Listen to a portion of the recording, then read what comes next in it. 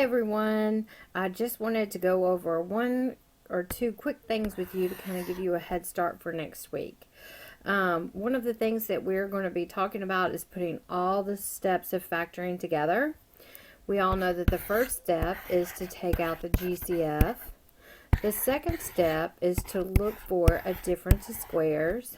Remember, for it to be a difference of squares, it has to be two terms. It has to be subtraction, and they both have to be perfect squares. And by perfect squares, I mean, it has to be 8 times 8 or something of that nature. So if you had 64a squared minus 100, this could be broken down into 8a plus 10 times 8a minus 10. Okay, our third step is going to be to make a t-chart. Now we can only use this t-chart if it is 1x squared or x squared.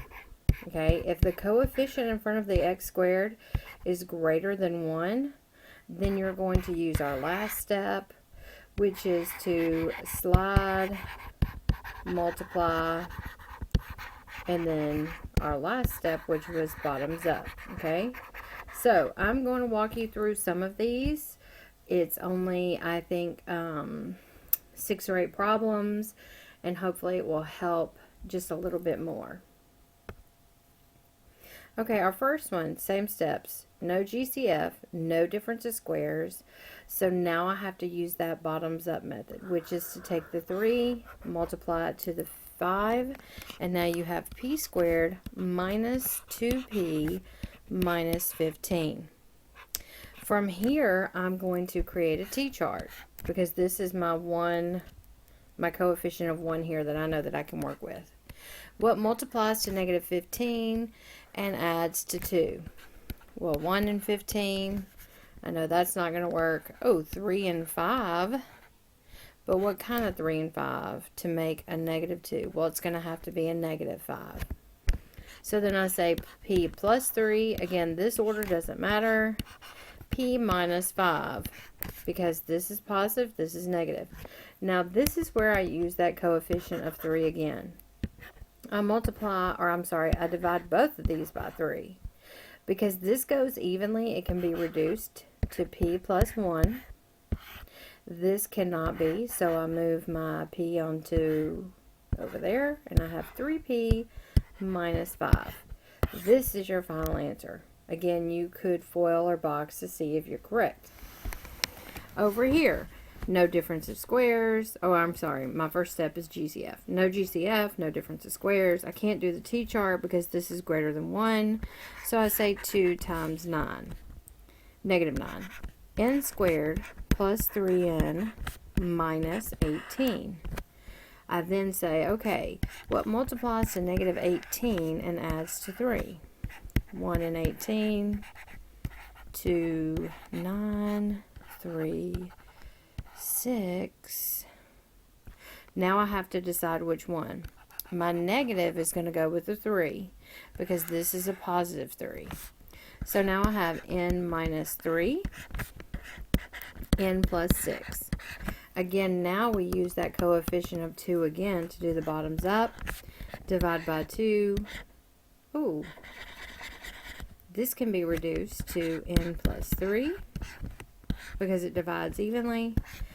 This one cannot, so you do the bottoms up, and this is your final answer. Okay, let's look at the next one. No GCF, no difference of squares. I start here and say v squared plus 11v plus 10.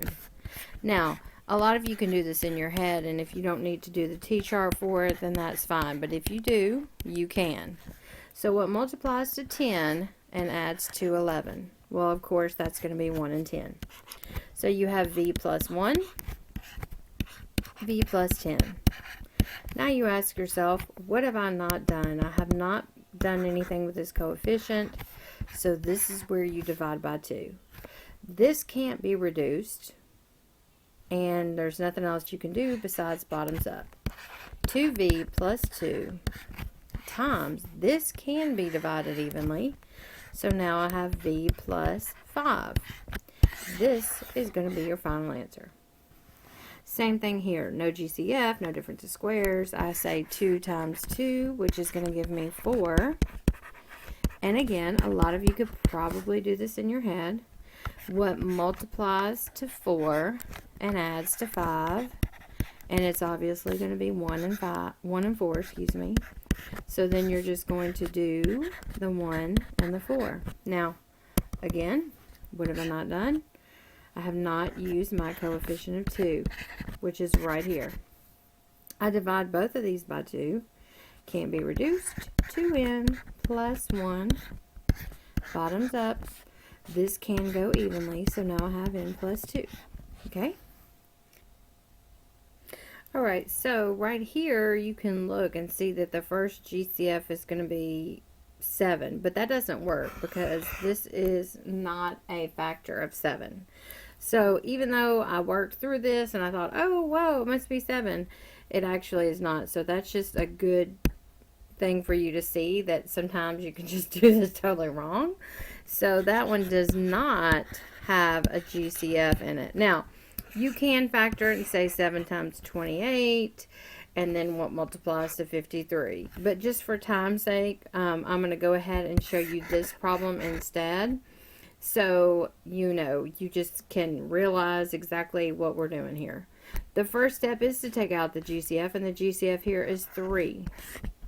So if you divide everything by 3, you're going to have 3k squared plus 22 plus 7. Okay, this just makes it more manageable. And to see, okay, what multiplies to 21 and adds to 22?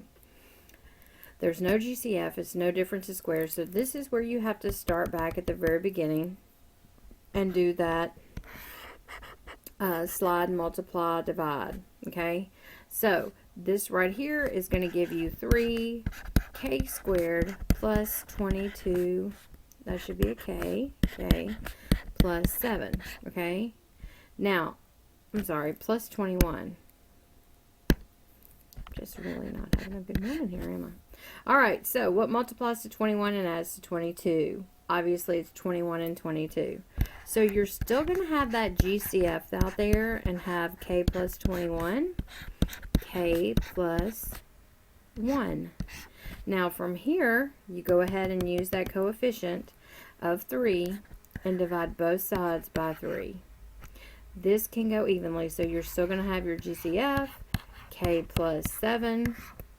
You can't do anything here, so you do bottoms up, and this is your final answer. 3 times k plus 7 times 3k plus 1. If you foiled or boxed this and then multiplied it by 3, you should start all the way back over. Okay? I hope that this was a good video for you and helpful. You can always rewatch it at any time.